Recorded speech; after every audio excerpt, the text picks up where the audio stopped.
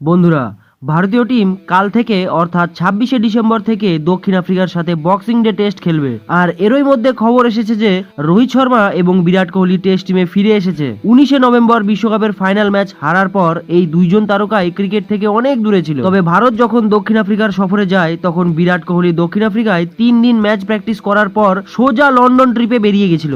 তখন কেউ জানতো না কেন তিনি হঠাৎ করে লন্ডন ট্রিপে বেরিয়ে গেলেন না খেলে। তবে এখন ভারতীয় টেস্ট টিমে বিরাট কোহলি এবং রোহিত শর্মা দুজনেই জুড়ে গেছে।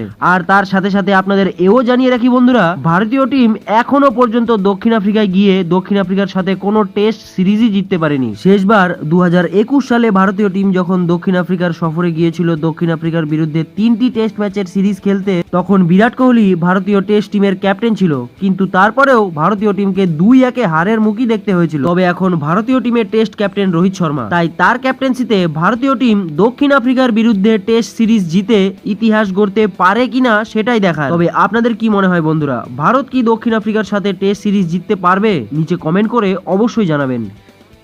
স্পোর্টস জগতের সব রকম ছোট বড় নিউজ পাওয়ার জন্য আমাদের চ্যানেলটিকে সাবস্ক্রাইব করুন এবং পাশে থাকা বেল আইকনটি দাবাতে একদম ভুলবেন না। এই চ্যানেলে স্পোর্টস জগতের সমস্ত রকম খবর পাবেন সবার আগে।